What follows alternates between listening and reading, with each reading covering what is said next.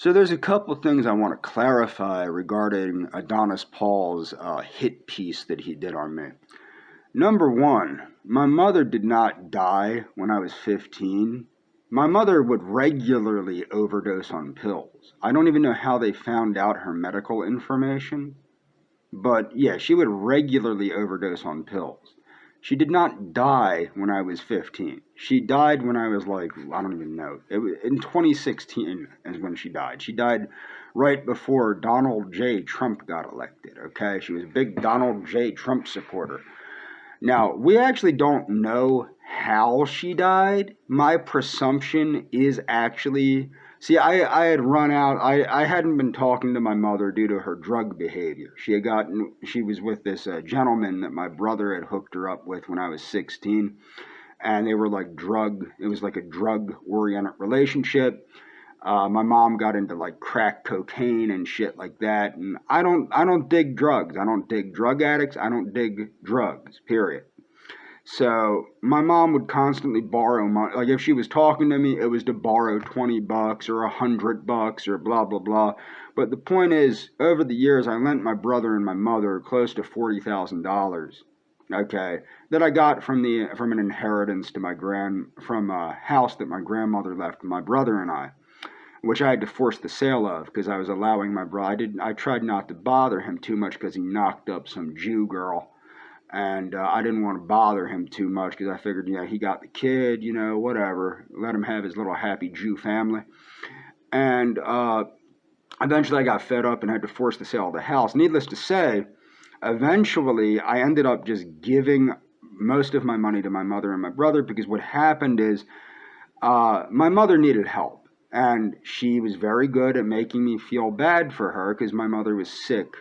Most of my life, well, all of my life, she was sick. My mother was diagnosed with type 1 diabetes when she was 8 years old. And so she was sick for the majority of all of my life and the majority of her life.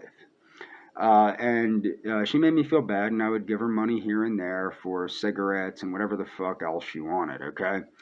As for my brother, what happened is my brother's wife overdosed on a cocktail of shit. And I helped him. I left where I was living.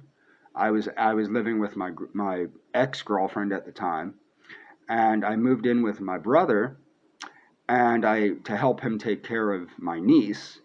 And he wasn't paying the mortgage on his house, which I was lending him thousands of dollars to pay. And at the time, my brother had a very good job. And he would pay me the money back immediately.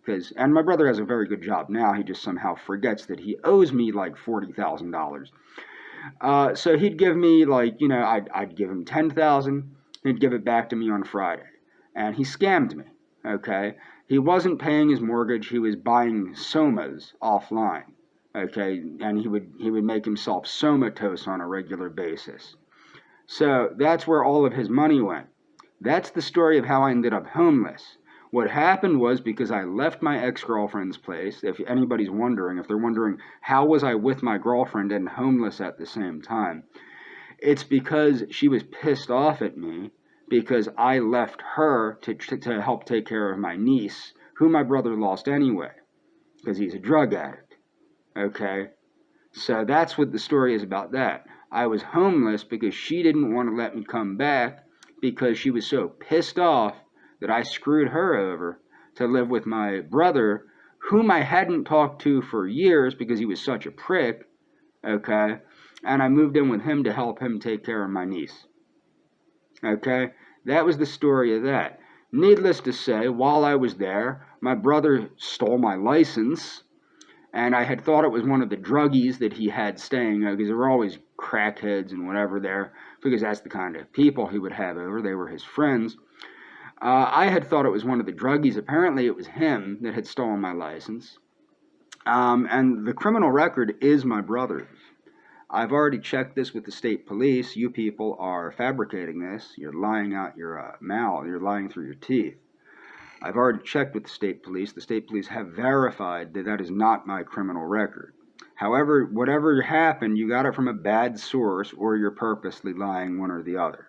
And that is the heart and soul of why nothing happened to me with Argentina. I could go to Argentina right now if I wanted to. There's nothing stopping me from going to Argentina except for the fact that I don't see any reason to go there at the moment because the young lady didn't want to see me and the pissing contest between Royce and I is over. And even if it wasn't over, why the hell would I go to some shithole third world country anyway? But the point is, why did I end up in foster care? Not because my mother died. No. The reason I ended up in foster care, which I walked home from foster care to take care of my mom because my brother was very abusive towards my mother. So basically what happened was I was put in foster care at the age of 16, not 15, 16. Where you got 15, I don't know. If I said that in a video, I'm wrong. It was 16. I was 16 years old when I was put into a foster care. And it wasn't really foster care. It was what's called respite care.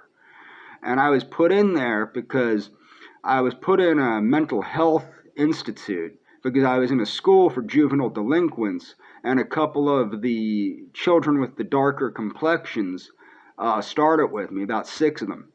I beat the piss out of all of them, okay? And what happened is I put a couple of them in the hospital, and what happened is they said, look, you're too freaking crazy to be in this school. That's how, if people are wondering, that's how I went from school for crazier people to crazier people to crazier people.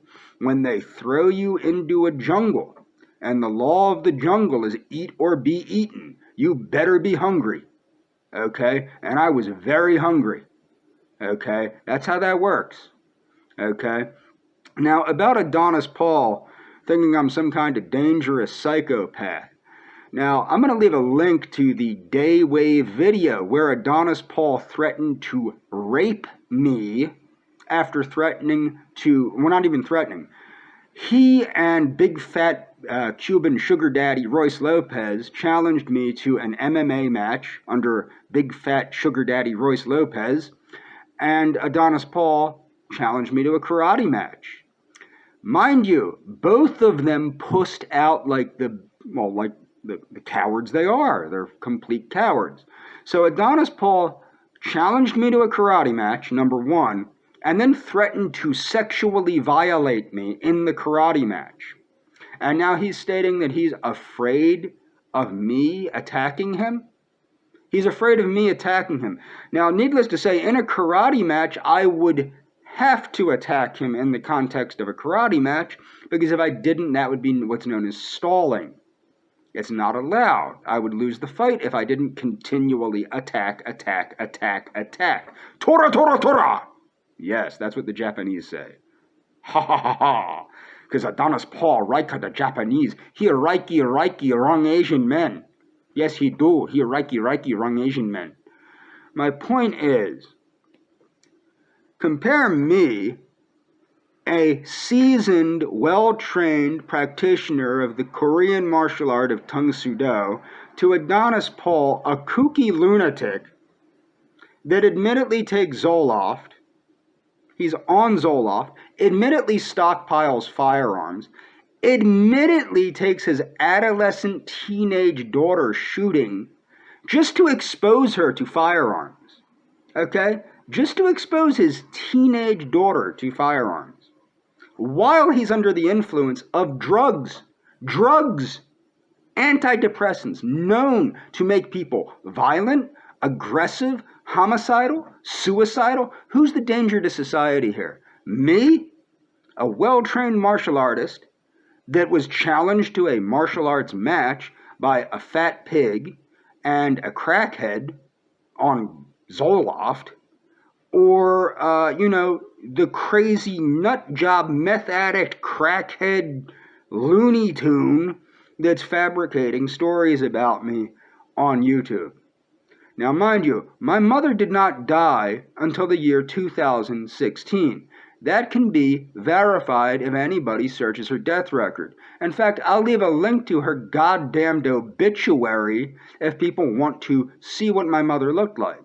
Okay, and people also go, oh, your mother no Hispanic, you know Hispanic, you lie about being Hispanic. Oh, taco, taco, taco, Royce Lopez. Oh, big burrito in the bum, Royce Lopez. Okay, no, my mother's family, my mother herself was Brazilian and Irish. Okay, she was phenotypically, as my former friend said, I think your mom is what I am. That's what my former friend told me. Okay, phenotypically, my mother was probably a castiza or a mestiza, one or the other. Okay, if you look at my brother, he looks more like Royce Lopez than he does like me. Okay, but my point is, besides taco, taco, taco, taco, taco, my point is, all this bullshit is fabrications. Again, with the ebophilia or hebephilia or however the hell you want to say it, the reason that's not a thing is because it's not a thing. And just because Adonis Paul believes that someone that says a 16-year-old girl is attractive is a pedophile does not make it so. That's not what a pedophile is. So you can believe whatever you want. Let's keep in mind that the concept of a pedophile is a diagnostic. You have to meet a certain diagnostic criteria to be a pedophile. You can't just go pedophile, pedophile, pedophile, pedophile. That's not how it works. A hebephile, which I like using hebephile before that ebophilia, whatever the hell, because Hebe, it's named after the goddess of youth, and I think it's more of a fitting name to a nonsense title, a nonsense classification that does not even freaking exist, because it's a ridiculous classification. You're talking about a classification that states that for people that are attracted to young people with features identical to adults because they're biological adults. They're post-pubescent, which would mean adults. They are biological adults. Post-pubescent. One more time, you have prepubescent, which is juvenile, pubescent, which is adolescent, and post-pubescent, which is adult. There is a biological series of certain milestones that people reach, that people should know if they went to elementary school and had health class. But apparently Adonis Paul was too busy hitting the crack pipe in the janitor's closet with I don't know who during these parts of health class. As you can tell from his very svelte physique, the guy probably hasn't eaten any food in a while, probably is malnourished. And what's even funnier, they want to make fun of me with my former friend. And again, they brought her up in the video. I didn't bring her up. He brought her up. Okay? He brought her up. And I want her to take note of that. I'm going to leave a link to his video. He brought her up. I didn't bring her up. He did. The point is, last I checked, Leafy, Bo Beefy, Banana Fana Fofifi does not live with Adonis Paul. She lives in Canada. Right? Right? She lives in Canada. Yeah. You're a pathetic loser obsessed with an e-thought. And at that, at least my former friend was worth a damn and had an IQ above 60. I can tell from arguing with whatever the hell, I don't know what her real name is. Ching chong, ching chong. Unlike her, at least the girl that I liked had an IQ above 60 and could intelligently argue anything. You date retards, Adonis. Retards. Because you're a retard. You're a cracked out, methed out, antidepressant infused retard that dates retards. Retard. That's all for this video. Retard.